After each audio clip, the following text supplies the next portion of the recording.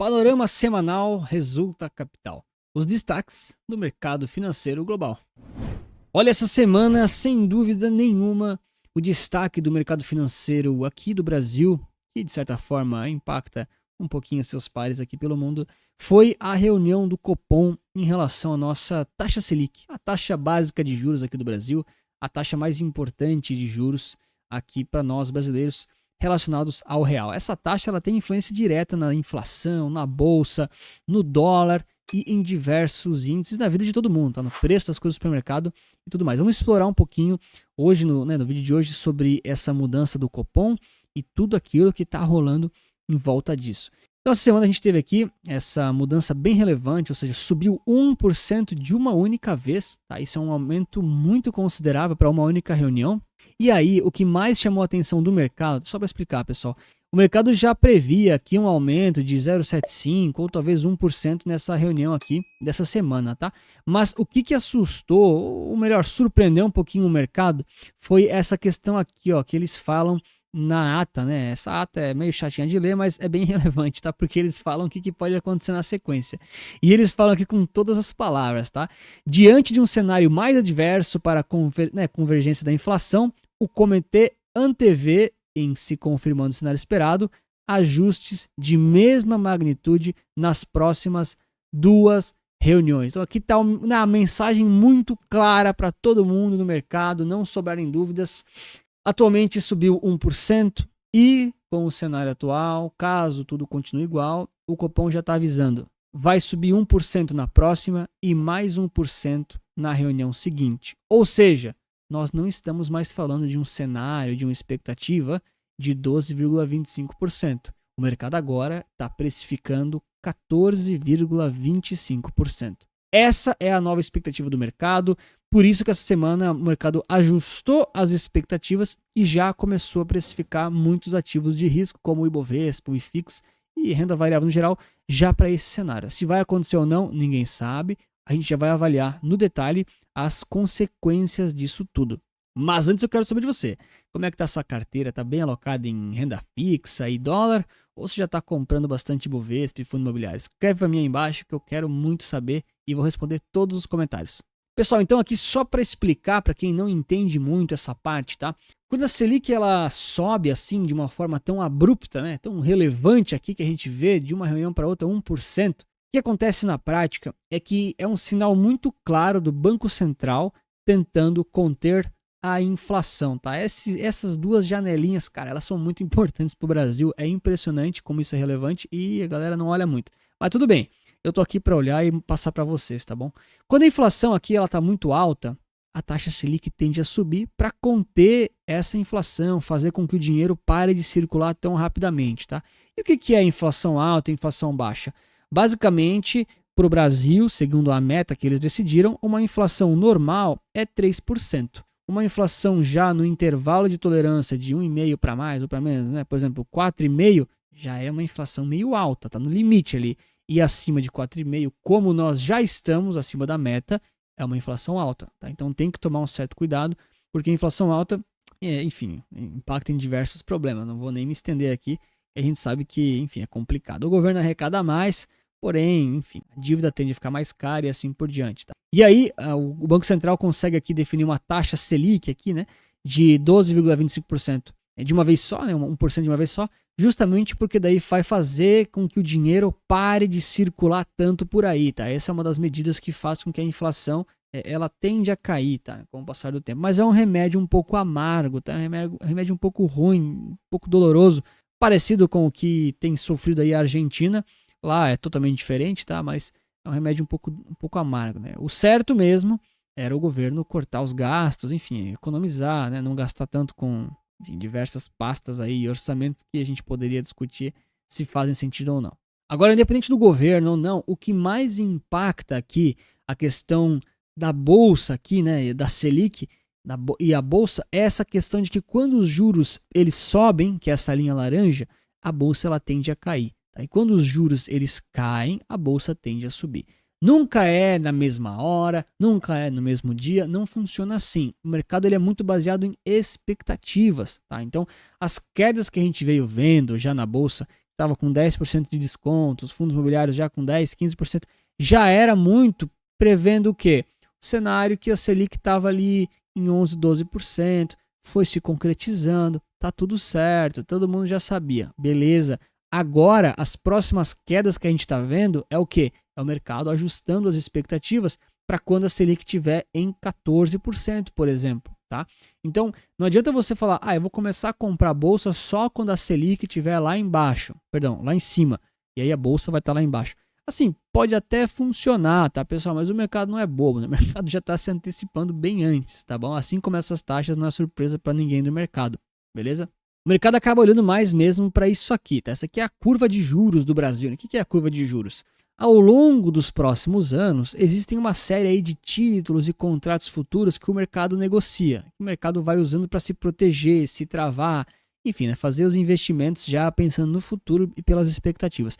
Esses títulos, esses vencimentos, eles estão aqui dispostos ao longo desse eixo. Então aqui está 9 meses, 2 anos, 3 anos, 5 anos, 8 e 10 anos. Então ao longo desses anos, o mercado tem uma expectativa de quanto que vai ser a taxa Selic. Essa linha azul é a expectativa atual, tá? Aqui de cima, essa mais de cima, porque atualmente o mercado tem uma expectativa de que a Selic vai subir até 14,6%, 14,7% para 2 e 3 anos. Depois ela vai dar uma sossegada. Antônio, quer dizer que vai acontecer isso na prática? Não, não quer dizer que vai acontecer isso na prática. Isso aqui é puramente um instrumento de expectativas, tá? Tem gente que negocia isso, não é para, não façam isso, não é para qualquer um isso aqui, mas isso aqui serve para a gente ler o que o mercado está esperando, o que o mercado está entendendo dessa movimentação toda, tá bom? As previsões da Selic, deixa para o economista fazer, deixa a galera que quer tentar adivinhar o futuro fazer, tá? Eu não gosto muito dessas previsões porque acho que não é assim que funciona, tá? A gente tem que tentar ler o que o mercado está fazendo. Não adianta a gente tentar prever o futuro na base dos números, tá? Eu acho que não é assim que se investe. Mas independente de como você faz, você pode ter certeza que o cenário que o mercado lia há um ano atrás, e diz aqui, ó, é a linha de baixo. Então, o mercado esperava aqui uma Selic de 9,8% daqui a 2 anos. Então, assim, o mercado também erra, entende? O ponto não é fazer uma previsão e acertar, tá? Ninguém no mercado financeiro quer acertar as previsões. Tá? Eu sei que tem muita gente que tipo faz hate, tipo assim, os economistas nunca acertam a Selic daqui a 2 anos. Mas eles não querem acertar. Quem acha que eles querem acertar caiu no conto do vigário, né? Tá iludido. As previsões, elas são feitas para serem revistas. A previsão não foi feita para ser acertada, tá? Acho que muita gente não entende isso e não tem problema. O nosso trabalho aqui, que enfim, trabalho no mercado financeiro, a gente tá aqui para explicar, tá?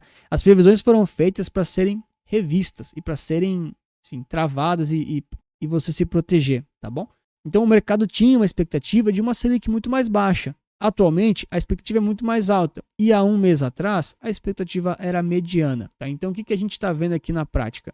Simplesmente que o mercado ainda está tendo ajustes de expectativas. Tá? Se um dia a gente vê essas 3 linhas aqui muito perto, muito próximas, muito parecidas, quer dizer que o mercado está com um certo consenso, que ele está meio tranquilo com o cenário que vai acontecer. Mas aqui não. O mercado tinha uma ideia que ia ser bem baixo, agora é bem alto, depois essa linha azul provavelmente vai voltar, cair aqui para baixo, então vai ter um cenário de expectativa de queda e assim por diante. Antônio, não sei ler isso, é muito difícil. Tem problema, eu leio para você, eu faço as carteiras recomendadas para os clientes porque eu entendo disso aqui, eu te entrego uma coisa pronta, tá? Mas independente se você simplesmente está olhando para a carteira recomendada, está fazendo os seus próprios investimentos, você tem que cuidar com as taxas de juros porque elas influenciam muito na economia como um todo, tá bom? Você não precisa tentar adivinhar para onde é que elas vão, nem qual que vai ser o próximo juros, nem quantos por cento vai subir ou vai cair no próximo negócio do Copom. Não precisa, mas você tem que saber do número, tá? Porque às vezes pode compensar você investir em renda fixa, se o seu perfil for mais conservador, de forma mais estratégica ali, quando as taxas estão mais altas, tá bom? E aí o benefício pode ser só seu, tá? Isso é bem importante falar.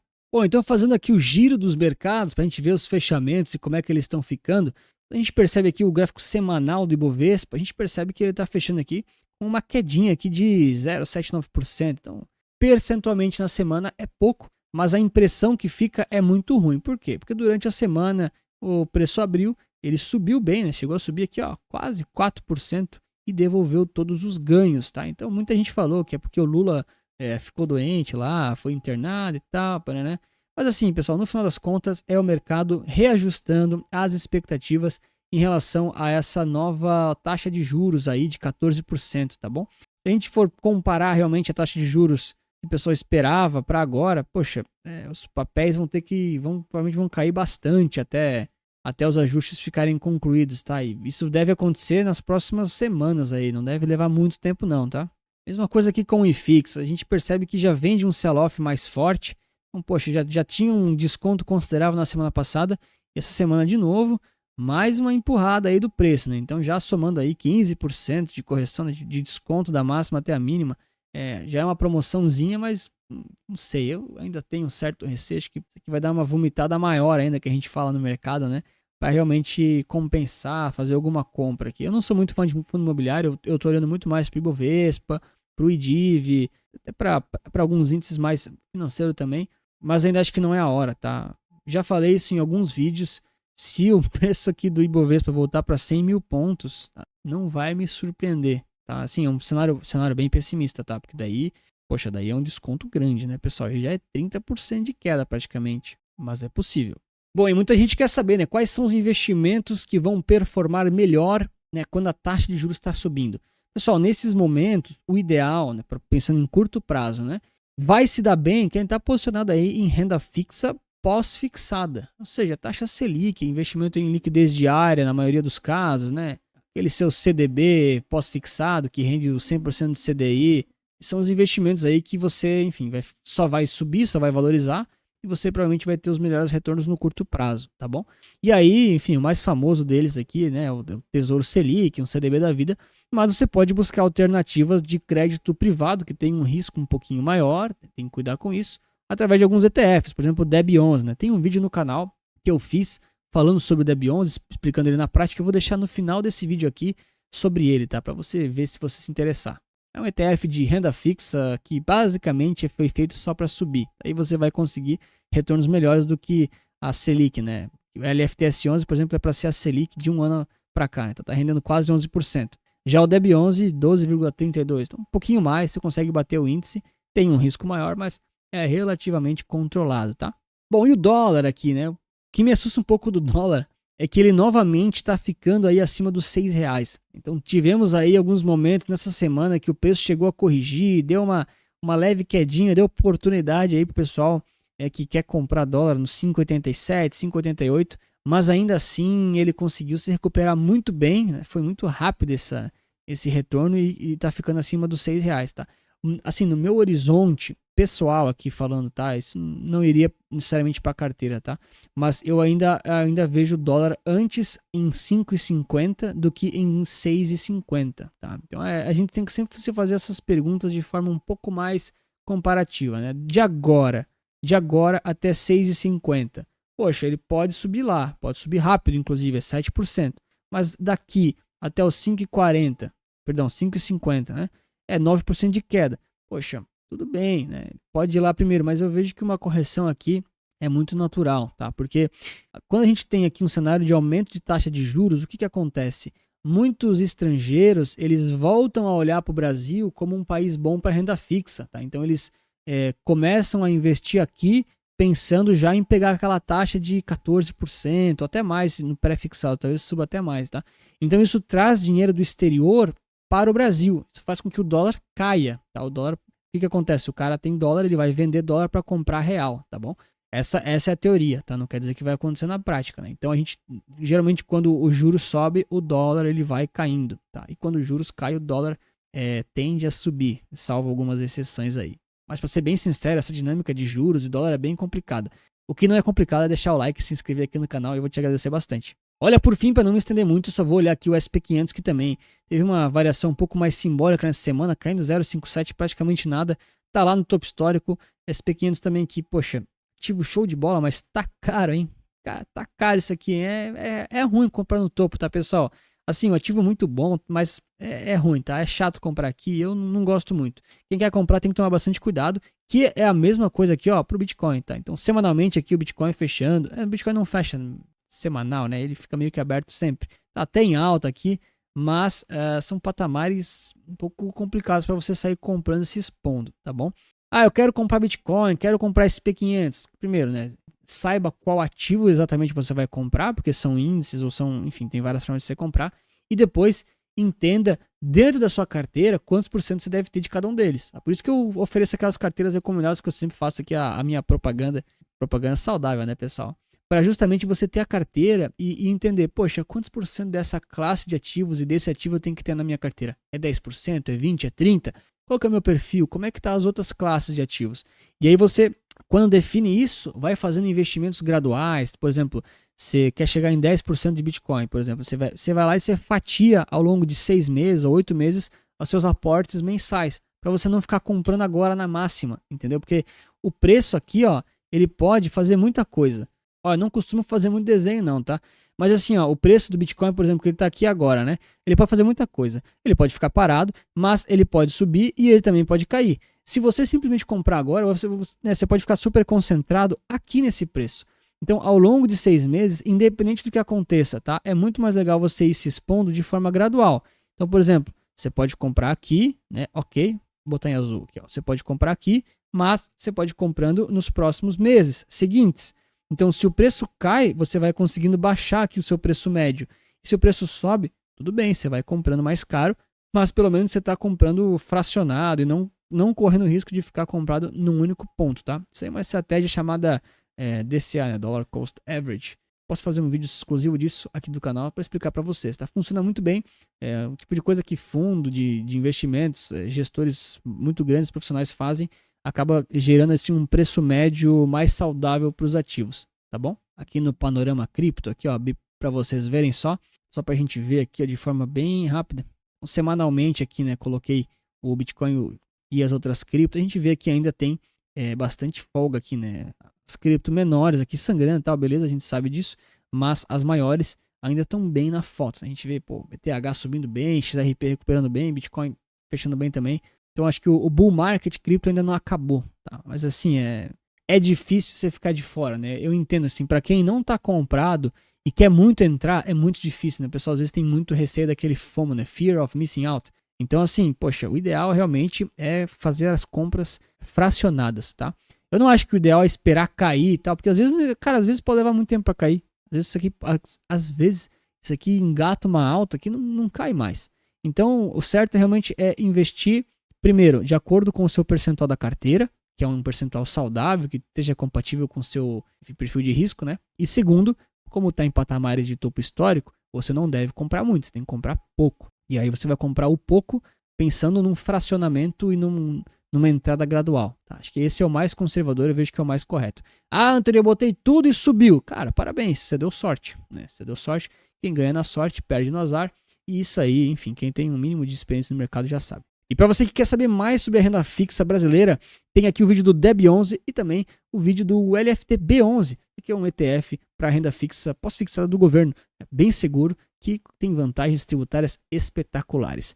Obrigado pelo seu like, inscrição e lembre-se que investir certo resulta capital.